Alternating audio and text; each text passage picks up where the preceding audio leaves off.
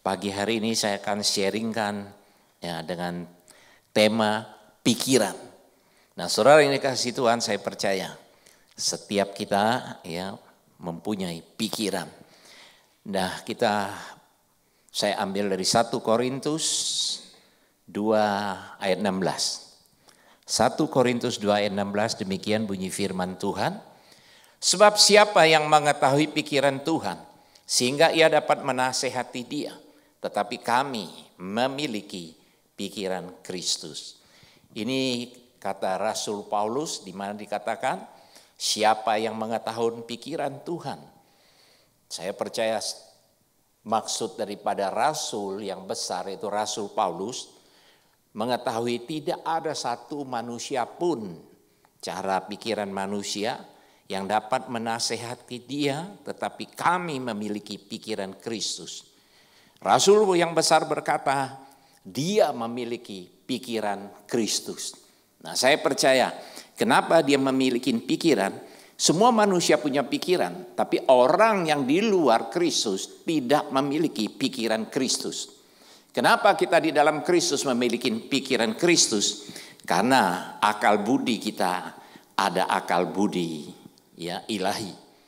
Saudara yang dikasihi Tuhan, keberadaan kita disebut ya misteri kehidupan yang membuktikan bahwa pikiran kita manusia itu terbatas. Namun seringkali kita berbicara dan bertindak seolah-olah kita mengetahui segalanya. Bukankah hampir rata-rata manusia seperti itu? Bicara sesukanya, ngomong sesukanya, seolah-olah dia yang paling tahu, nggak ada lagi orang di bumi yang lebih tahu. Nah, tidak peduli apapun keadaannya, kita cenderung untuk menganggap apapun yang kita lihat dengan mata kita atau pahami dengan pikiran kita adalah kebenaran penuh dari masalah itu.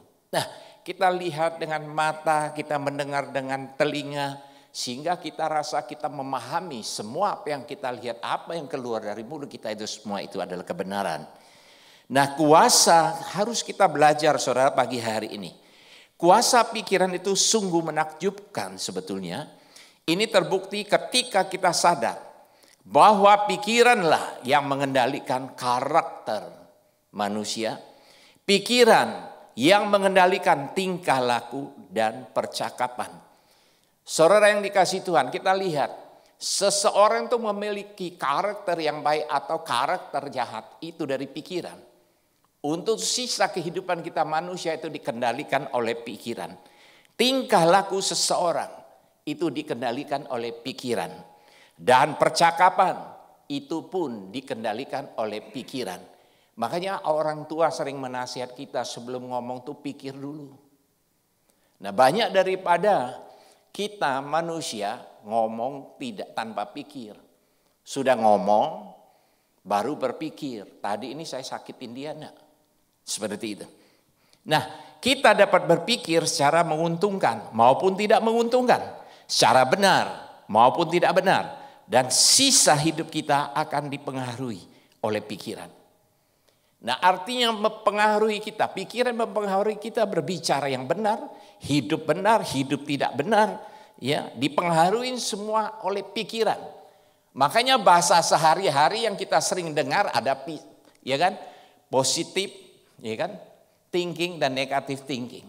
Makanya hidup itu dikendalikan oleh pikiran. Makanya inilah maksud Rasul Paulus. Pikiran manusia itu tidak akan bisa menyelidiki keadaan Tuhan. Tidak akan bisa mengetahui kekudusan Tuhan. Karena Tuhan itu adalah kudus. Nah, hikmat manusia adalah milik pikiran. Jadi orang berkata berhikmat, manusia itu punya hikmat. Ketika manusia itu pakai hikmat, itu hikmat manusianya. Artinya ada intelektual alamnya, ada intelektual ilahi. Nah, saudara dikasih Tuhan, pikiran itu adalah produksi otak manusia itu sendiri. Jadi apa yang saudara pikirkan, apa yang saudara renungkan, sebetulnya itu adalah produksi otak kita manusia itu sendiri. Jadi bahasa sehari-harinya, ya kan, pikiran itu hasil daripada otak. Otak berpikir, menanggapi, hasilnya jadi satu pikiran.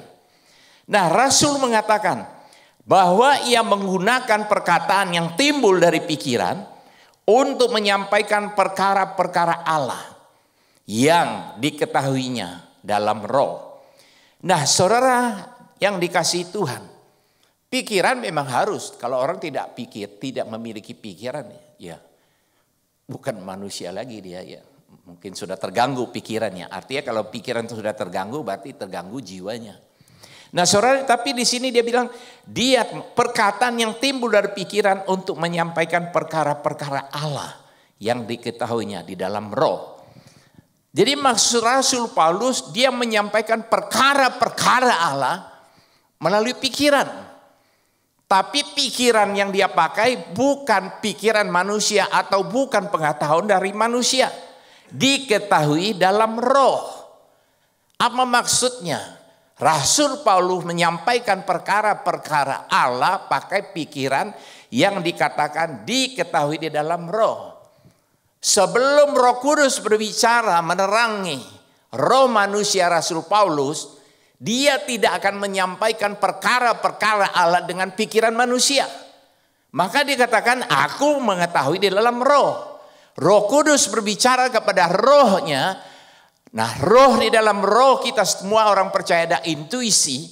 Intuisi itu berbicara kepada pikiran manusia kita. Itulah hasil dari pikiran kita. Kita menyampaikan perkara-perkara ilahi. Haleluya. Jadi maksud Rasul Paulus, dia tidak menafsirkan perkara ilahi, dia tidak menyampaikan firman Tuhan hanya mendasarkan pikiran manusia itu. Dia tidak pakai pikiran alami, dia pikiran dengan pikiran Kristus. Haleluya. Nah, saya percaya setiap kita orang yang percaya, seharusnya kita sudah memiliki pikiran Kristus dalam pikiran kita. Nah, saya percaya bagaimana buktinya kita memiliki pikiran Kristus? Kita melihat setiap orang itu baik. Kenapa seperti itu? Namanya pikiran Kristus. Tuhan tahu 5 tahun yang lalu kita siapa kita. 10 tahun yang lalu itu Tuhan Yesus tahu siapa kita. Tetapi hari ini kalau Anda bertemu dengan Kristus, Kristus melihat engkau adalah manusia yang sempurna. Ketika kita memiliki pikiran Kristus, kita tahu masa lalu orang, kita tahu perbuatan jahat orang itu. Tapi makanya kalau kita memiliki pikiran Kristus, kalau orang itu masuk gereja, kita cara pandang kita bahwa dia sudah bertobat, dia sudah insaf, dia sudah diselamatkan. Dan hari ini kita berjumpa dengan dia, dia adalah manusia baru. Haleluya, itulah cara berpikir. Jangan kita lihat ini, 10 tahun yang lalu. Dia ini kan perbuatannya ini, perbuatan ini. Ini orang pasti belum memiliki pikiran Kristus. Masih punya konsep manusia yang lama. Nah, sebetulnya hikmat Paulus sangat besar. Ia adalah mahir. Dia orang yang pintar. Gurunya hebat. Ya, orang Yahudi. Nah, saudara yang dikasih Tuhan, dia bisa menciptakan perkataan-perkataan yang baru. Mengutarakannya dengan perumpamaan apa dan dibagikan dalam beberapa bagian.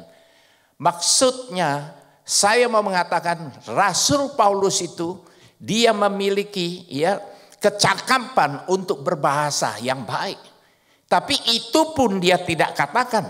Ya, ia sangat pandai menggunakan petah lidah alami sehingga pendengarannya dapat dimengerti khotbahnya dengan yang jelas. Makanya Rasul Paulus sering berkata, dia nyampaikan segala sesuatu ya di dalam perkabaran Injilnya, perkara-perkara Allah, dia tidak pakai petah lidah alamiahnya. Artinya apa petah lidah alamiah? Fasih lidah. Banyak orang menyampaikan hamba Tuhan dengan fasih lidah, tapi dia tidak mau menyampaikan itu. Sekalipun kedengaran manusia itu sempurna, dapat pujian, dapat sanjungan. Tapi maka Rasul Paulus tidak mau menyampaikan cara petah lidah. Tetapi ketemu dengan siapapun, dia tidak perlu takut, dia tidak perlu bimbang. Karena dia berkata, aku menyampaikan firman Tuhan, Rasul Paulus menyampaikan perkara-perkara Allah. Perkara-perkara Allah tidak dengan kata-kata bujukan. Tidak dengan kata-kata yang manis. Tidak dengan kata-kata yang terselubung ya, dengan agamawi. Nah untuk itu saudara dikasih Tuhan, Rasul Paulus mengatakan selalu, artinya dia main di alam roh, tuntunan Roh Kudus. Haleluya. Namun ia tidak menggunakan perkataan yang berasal dari hikmat manusia. Ini berarti pikiran manusia saja tidak berguna dalam mengetahui perkara Allah. Nah inilah kecerdasan Rasul Paulus, dia tidak pakai hikmat manusia. Artinya hikmat manusia berarti pikiran manusia saja. Tidak berguna dalam mengetahui perkara Allah. Untuk itu Rasul Paulus tidak mau menggunakan pikiran manusia saja. Karena dia tahu kalau ketika dia menggunakan pikiran manusia alami, dia tidak ada berguna bagi perkara Allah. Kenapa demikian? Dia dikatakan tidak mau pakai hikmat manusia. Dia senantiasa pakai hikmat ilahi atau intelektual ilahi. Selalu datangnya daripada Tuhan yang berbicara kepada rohnya. Karena hikmat manusia ya adalah filsafat tingkat dasar. Secerdas-cerdas mungkin Anda di antara satu orang yang paling pintar di dunia ini, tetap kecerdasan saudara itu adalah tingkat filsafat yang dahsyat. Makanya itu yang tidak mau dipakai. Perkara itu tidak mau dipakai oleh Rasul Paulus. Dia mau pakai hikmat yang datangnya daripada Tuhan. Saya ulangi sekali lagi. Hikmat manusia adalah filsafat tingkat dasar. Tetapi yang dia maksudkan kekuatan Allah adalah di dalam Yesus Kristus. Haleluya. Untuk itu Rasul Paulus menyampaikan firman kemana-mana pun. Dia tetap pakai hikmat ilahi. Karena dia tahu di dalam Kristus ada hikmat. Ada kekuatan Allah. Di dalam Kristus. Saudara boleh catat di 1 Korintus 1 ayat 24. Nah bahkan dalam hikmat ya, penafsiran atau penyampaian perkara-perkara rohani pun tidak ada manfaat yang utama. Ini yang dimaksudkan ajaran Rasul Paulus kepada jemaat Korintus.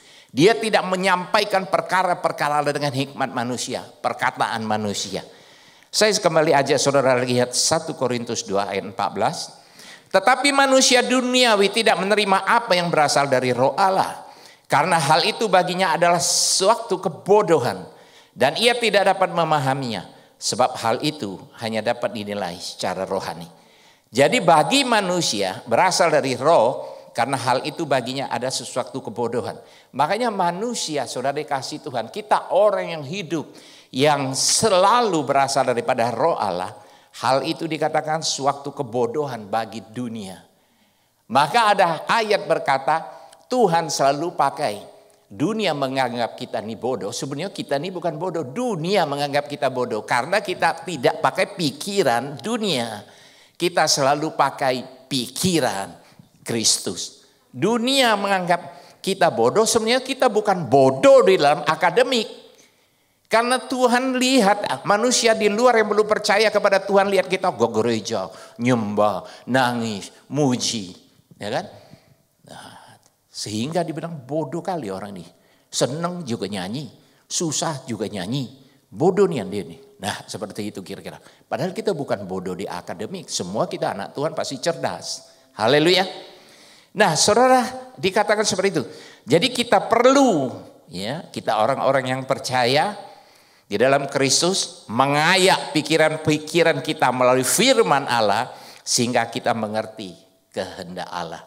Saudara mengerti, mengayak, menyaring pikiran kita sehingga kita banyak baca firman, banyak doa, muji, menyembah. Itulah cara mengayak. Artinya mesaring pikiran kita yang kotor sehingga saya selalu berdoa, berikan kami hati yang jernih.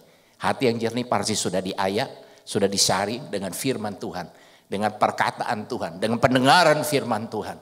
Kalau tidak demikian saudara tidak mungkin otomatis memiliki pikiran Kristus. Tidak mungkin. Karena pikiran manusia adalah pikiran manusia. Bagaimana kita mengerti pikiran Allah? Ini adalah sebuah pertanyaan. Nah kalau kita sudah di dalam Tuhan. Bagaimana kita mengerti pikiran Allah? Bagaimana caranya? Nah di sini dikatakan tidak seorang pun di dunia ini mengetahui pikiran Tuhan. Ayat di atas yang sudah kita baca. Tidak ada satu orang pun. Dan mengajar dia. Sebab semuanya adalah manusia jiwani. Nah kita bagaimana cara di sini pertanyaan untuk mengenal pikiran Tuhan. Sudah tentu saudara dan saya kita dapat mengenal Allah hanya melalui intuisi. Di mana letak intuisi? Manusia baru. Di mana kan dikatakan Yeskiel 36, aku berikan engkau roh yang baru. Aku berikan engkau hati yang baru. Dan rohku tinggal di dalam batinmu. Nah itulah kita memiliki intuisi.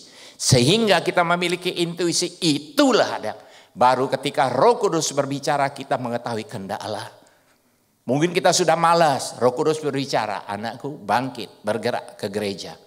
Anda tersentak. Anda ke gereja. Itulah mengetahui kehendak Allah. Roh Kudus bisa berbicara. Makanya peninggalan orang jemaat yang ngomong ini. Kalau pendeta ini ngomong dikit-dikit. Tuhan berbicara, Tuhan berbicara. Kenapa dia pusing, kenapa dia pening? Karena dia nggak bisa dengar Tuhan berbicara. Karena orang yang belum percaya, belum diselamatkan dalam Kristus. Dia tidak memiliki intuisi. Rohnya ada tapi dia tidak bisa mendengar. Yaitu rohnya mati. Makanya ketika kita selamat. Tinggalkan hidup lama menjadi manusia baru. Kita memiliki roh yang baru. Kita memiliki hati yang baru. Bahkan roh Tuhan dikatakan taruh di dalam batin kita. Batin itu artinya hati nurani. Haleluya. Ya, seorang tanpa roh mana mungkin mengetahui pikiran Allah. Pertanyaan ini justru membuktikan kalimat terakhir dari ayat ya, sebelumnya. Mengapa kita sendiri tidak dilihat jelas oleh orang lain? Sebab tidak ada seorang yang mengenal pikiran Tuhan.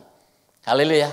Jadi manusia dunia itu tidak. Rasul Paulus tidak dipandang orang. Karena dia tidak tahu pikiran Tuhan. Karena gimana dia orang itu bisa tahu pikiran Tuhan? Dia roh tidak memiliki roh. Dan kalau tidak memiliki roh dia tidak memiliki intuisi. Bagaimana orang tidak mempunyai intuisi bisa mengerti pikiran Tuhan. Untuk itu ya. Bukan seluruh kita orang Kristen kita memiliki itu. Tapi saya berdoa, saya berharap kalau kita serius. Karena di dalam kekristenan setiap orang ada juga yang kanal. Maksud saya ada ya yang ya gaya kayak rohani. Tapi ada bayi rohani yang belum mengenal. Orang-orang ini dengan sendirinya ditujukan kepada manusia jiwani, manusia rohani. Mengetahui pikiran Tuhan. Sebab mereka memiliki intuisi yang peka.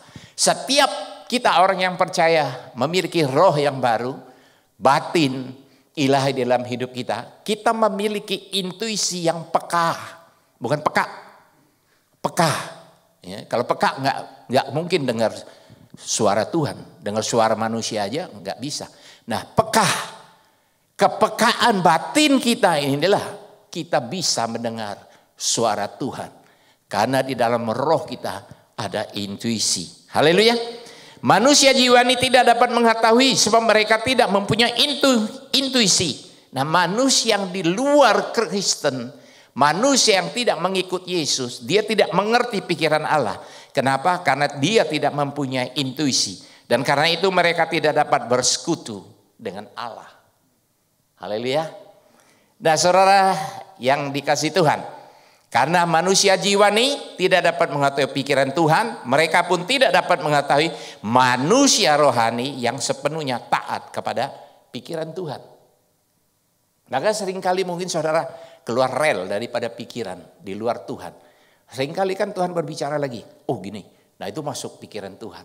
Kenapa? Sebetulnya roh kembali mengingatkan roh manusia kita.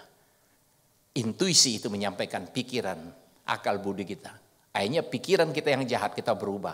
Ampuni aku Roh Kudus. Sebelum pun itu terlaksana. Karena kita memiliki intuisi, kita memiliki pikiran Kristus. Jadi selalu Roh Kudus memimpin kita di jalan yang benar. Seringkali kita sudah gosipin orang, kita masuk kamar. Tuhan ampuni Tuhan. Aku sudah gosipin pendeta itu yang lagi khotbah itu. Nah, ampuni aku Tuhan. Nah itu roh tuh berbicara itu. Siapa itu yang pendeta yang baju hijau itu? Ah kayak gitu. Nah itu kan gosip. Nah tapi kalau kita memiliki intuisi, Roh Kudus berkata, salah anakku, kau berdosa. Ketika kita datang menyembah, Tuhan ampuni aku. Tuhan ampun tidak? Ampun. Karena kita insaf, itulah namanya bertobat. Makanya kita perlu bertobat setiap hari. Ya kan? Makan boleh sembarang makan, kata mama saya. Ngomong jangan sembarang ngomong. Ini filsafat dari mama saya. Nah, makan boleh sembarang makan yo. Ngomong jangan sembarang ngomong. Jadi maksudnya sebelum ngomong tuh pikir dulu. Jangan sudah ngomong baru pikir, sudah keluar. Haleluya. Nah, demikianlah makna perkataan di sini, tetapi kami berbeda dengan manusia duniawi. Ini kata Rasul, kami beda. Kita pun beda dengan manusia duniawi. Haleluya. Nah, kata kami mengucapkan semua orang Kristen yang telah diselamatkan, walaupun diantaranya saya katakan masih ada yang karnal. Tetapi kami memiliki pikiran Kristus, baik masih bayi maupun sudah dewasa. Kita yang sudah dilahirkan kembali semuanya memiliki pikiran Kristus dan mengetahui kehendaknya. Jadi setiap kita baik, kecil, besar yang sudah dilahirkan baru, kita semua memiliki pikiran Kristus. Nah untuk itu kita harus melatih roh kita. Melatih. Kalau Roh Kudus tegur, taati. Taati suara hati nurani ini. Kita harus melatih seperti itu. Sebab kita semuanya sudah beroleh intuisi yang mengalami kebangkitan. Kita dapat mengetahui apa yang disediakan Kristus bagi kita. Nah, saudara yang dikasihi Tuhan, ya kita semuanya dikatakan ayat ini memperoleh intuisi. Kenapa? Karena kita percaya mengalami kebangkitan kita dalam mengetahui apa yang disediakan Kristus bagi kita. Nah, saya percaya ayat ini 1 Korintus saya ambil ayat 9. Semua kita mengerti, ya banyak mungkin menghafal ayat ini. Nah, kita pagi hari kita lihat 1 Korintus 2 ayat 9. Tetapi seperti ada tertulis, apa yang tidak pernah dilihat oleh mata dan tidak pernah didengar oleh telinga dan yang tidak pernah timbul dalam hati manusia, semua yang disediakan Allah untuk mereka yang mengasihi Dia. Jadi apa yang tidak pernah kita ketahui, ada yang tidak pernah kita pikirkan, Tuhan siapkan untuk setiap orang yang mengasihi Dia. Nah, saya percaya seluruh daripada kita ada di ruangan Holy Spirit ini, kita adalah ya orang-orang kudus, hamba-hambanya Tuhan yang mengasihi Tuhan. Maka janji ini akan diberikan kepada kita semua. Bahkan yang mengikuti Zoom ini juga yang di dalam Tuhan adalah orang-orang yang mengasihi Tuhan. Nah, ayat ini saudara dikasihi Tuhan ditujukan kepada Allah dan perkara-perkara Allah. Banyak saudara yang dikasihi Tuhan, banyak perkara-perkara Allah, janji-janji Allah yang akan diberikan kepada umatnya yang mengasihi Dia. Maka kita harus ngerti, kita harus mengetahui, ya. Kita tidak bisa menyelidiki hal-hal yang kudus. Kita tidak bisa menyelidiki rahasia-rahasia Allah kecuali oleh Roh Allah itu sendiri. Oleh Roh Kudus yang bisa menyelidiki ya rahasia keilahian itu. Nah, saudara yang dikasihi Tuhan, di mana dikatakan segala perbuatan Allah pernah kita lihat, terdengar, ya, pernah terlihat dan terdengar oleh organ jasmani manusia, mata, telinga itu termasuk organ jasmani manusia. Bahkan tidak pernah timbul dalam hati manusia. Nah, tidak timbul dalam hati manusia. Sebetulnya saudara mungkin agak bingung sedikit mendengar timbul dalam hati manusia. Sebetulnya tidak terpikir oleh kecerdasan manusia. Kenapa? Hal-hal yang akan diberikan Tuhan kepada saudara dan saya. Kalau kita tidak memiliki intuisi, bukan tidak pernah timbul, ayat ini berkata tidak timbul dalam hati. Artinya tidak terpikir oleh kecerdasan manusia. Karena kecerdasan manusia, pikiran manusia itu terbatas. Maka ketika Tuhan memberkati saudara, saudara berkata, wah, aku gak pernah doa minta seperti ini. Itulah perkara-perkara di atas. Haleluya. Yang tidak saudara pikirkan, yang tidak saudara ketahui, hal itu yang akan diberikan Tuhan kepada saudara dan saya. Kenapa Tuhan berikan kalau kita tidak minta hal-hal yang tidak terpikir tertimbul? Karena Tuhan mengetahui. kebutuhan saudara dan saya. Haleluya, inilah indahnya ikut Yesus Kristus Tuhan. Amin. Nah, mengucap syukur dalam segala hal. Mengucap syukur dalam segala perkara, segala hal, segala perkara. Ya, hari ini saya bagikan firman itu. Jadi artinya apapun keadaan kita, kondisi kita, kita harus tetap mengucap syukur dalam segala hal. Mengucap syukur dalam segala keadaan. Amin. Nah, saudara, nah di sini hati manusia berarti akal, budi, pikiran, kecerdasan. Dikatakan yang tidak pernah timbul di dalam hati manusia. Nah, hati manusia ini yang ketiga kali berarti akal, budi, pikiran, ya, kecerdasan manusia. Nah, untuk itu saudara, kalau kita memiliki akal budi ilahi, maka kita akan mengenal, kita akan mengerti kehendak Allah, apa yang Dia janjikan, apa yang akan Dia berikan. Amin. Nah, orang duniawi tidak mengerti hal ini, hanya kita di dalam Kristus yang mengerti, yang punya akal budi, pikiran, kecerdasan. Nah, ketika kita mempunyai akal budi, kecerdasan ilahi, itulah baru bisa berkomunikasi dengan intuisi yang ada di dalam roh manusia kita. Hal-hal yang kita tidak mengerti, maka intuisi di dalam roh kita itu berbicara, berkomunikasi dengan pikiran, akal budi kita. Akal budi kita mengerti kehendak Allah, hasil daripada otak kita, produksi dari otak kita, kita mengetahui kehendak Allah, maka orang itu berkata-kata, inilah pesan Tuhan, artinya nubuat. Haleluya. Roh Kudus berbicara seperti itu, bukan lu buat-buat. Seorang hamba Tuhan menyampaikan buatan, itu Roh Kudus berbicara kepada roh manusianya. Komunikasi itu disampaikan oleh intuisi, maka akal budi kita mengerti. Nah, makanya seringkali orang berkata, Tuhan tuh berbicara kepada saya itu secara apa yang saya audible, ya, secara telinga. Karena akal budi kita mengerti, seolah-olah sebetulnya kita dengar seperti telinga. Karena telinga itu adalah yang dari tadi pagi di atas saya jelasin tadi di ayat di atas, bahwa itu adalah organ jasmani. Mata kita, pandang kita terbatas, itu adalah organ jasmani. Nah, tidak mungkin hari-hari ini, menurut saya, tapi sampai hari ini saya belum pernah dengar suara Tuhan berbicara secara audible yang saya kenal, ya maaf, secara berbicara kepada roh. Maka kita memiliki kepekaan roh tadi, mengerti kehendak Tuhan. Nah, saudara yang dikasihi Tuhan, pikiran manusia tidak mampu memikirkan perkara-perkara atau perbuatan-perbuatan Allah. Haleluya.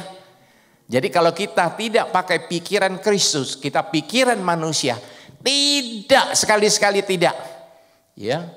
Kalau kita tetap pakai pikiran manusia, Anda tidur di gereja pun, kalau tetap pakai pikiran manusia, Anda tidak akan mengerti perkara-perkara Allah.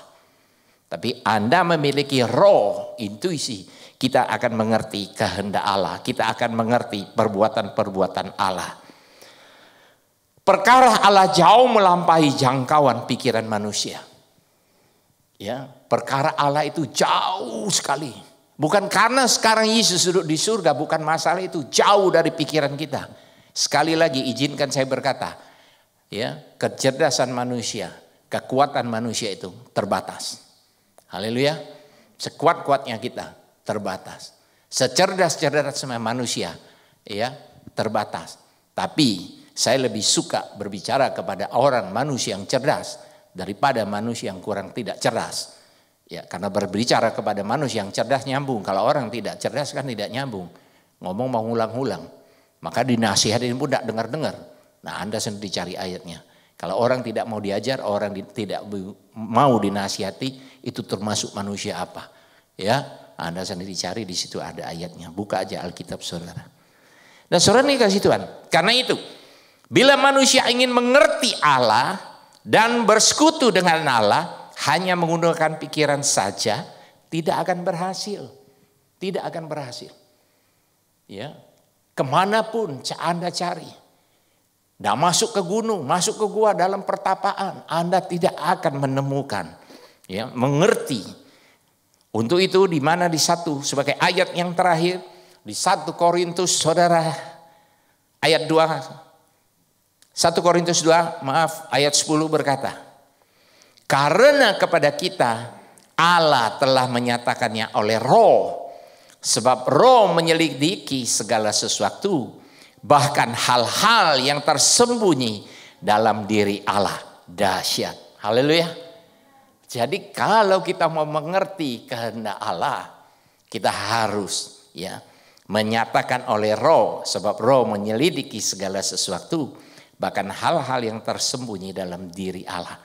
Jadi, ya, Allah telah menyatakan oleh Roh. Jadi kalau kita mau mengetahui kehendak Allah, kita harus mengerti, bisa mendengar suara Allah. Kita sering berdoa, biarlah kehendak-Mu terjadi dalam hidupku. Tapi kita harus memiliki Roh Kudus yang hidup di dalam batin kita. Sehingga kita baru boleh bisa mendengar suara Allah, kita bisa mengetahui. Kalau kita tidak bisa mendengar suara Allah, bagaimana kita bisa ketahui kehendak Allah? Kalau kita tidak taat dengan perintah pemimpin rohani kita, bagaimana kita bisa melakukan kehendak pemimpin kita di dalam gereja? Begitu juga dengan Tuhan. Kalau kita tidak memiliki, ya, telinga rohani yang peka, roh yang peka, intuisi yang hidup, memiliki akal budi ilahi, kita tidak mungkin, sekalipun kita memiliki kerinduan untuk mendengar, untuk mengerti kehendak Allah, tapi kita tidak akan tahu kehendak Allah. Untuk itu dikatakan di sini, ya kan, Roh, sebab Roh menyelidiki segala sesuatu, bahkan hal-hal yang tersembunyi dalam diri Allah. Jadi Roh Allah itu sendiri yang bisa menyelidiki, ya, sesuatu, dikatakan yang tersembunyi dalam diri Allah. Jadi rahasia Allah hanya Roh Allah yang mengetahui, saudara yang dikasih Tuhan. Jadi siapa gerangan di antara manusia yang tahu apa yang terdapat dalam diri manusia? Nah, saudara sendiri, roh saudara sendiri mengerti kehendak-Mu, rencana-Mu sendiri. Haleluya. Hanya Tuhan, Roh Allah mengerti kehendak-Mu. Tapi saya punya rencana, saya sendiri yang mengerti. Anda punya rencana, Anda sendiri, Roh-Mu sendiri yang mengerti. Apa rencana engkau keluar daripada Holy Spirit ini? Yang jelas, pasti terkaan saya makan siang dulu. Atau mau makan di mana, ya kan? Nah, seperti itu. Itu Roh-Mu sendiri yang tahu. Nah, tetapi dikatakan di diri manusia itu, selain roh manusia sendiri, ya ada di dalam dia. Demikian pula lah, tidak, ya kan? Ada orang yang tahu apa yang terdapat di dalam 2 ayat ini. Nah, saudara, jadi kehendak Allah hanya Roh Allah yang mengetahui. Tetapi kalau kita memiliki itu, kita juga bisa mengetahui kehendak Allah. Dan kita tahu apa panggilan Allah untuk kita. Oh, kita harus tahu. Oh, mungkin manusia kadang pikir, wah, perbuatan rohani, tindakan semua rohani. Belum tentu itu panggilan Tuhan. Itu hanya kehendak diri kita sendiri. Ya, itu mungkin baik, semua itu baik. Rajin ke gereja baik. Rajin menyembah itu baik. Semua baik. Tapi kita harus ngerti itu panggilan kita. Dan sehingga kita memiliki talenta masing-masing. Kita memiliki hamba-hamba Tuhan, pelayanan masing-masing. Untuk itu, dan satu dengan yang lain tidak boleh iri hati. Ya, kalau orang memiliki kepekaan roh, pasti orang itu hidup memiliki pikiran, tidak punya iri hati. Ketika Alkitab berkata, di mana ada iri hati, ya, di situ ada kecongkakan, di situ ada kesombongan, bahkan di situ ada roh pecah belah. Tapi saya percaya, hari ini kita yang sedang mendengar Tuhan, mendengar firman Tuhan, kita adalah orang-orang yang diberkati Tuhan. Memiliki hati nurani, memiliki roh intuisi yang peka. Sehingga pagi hari ini kita mengerti kehendak Tuhan, rencana Tuhan di dalam kehidupan saudara dan di dalam kehidupan saya. Haleluya.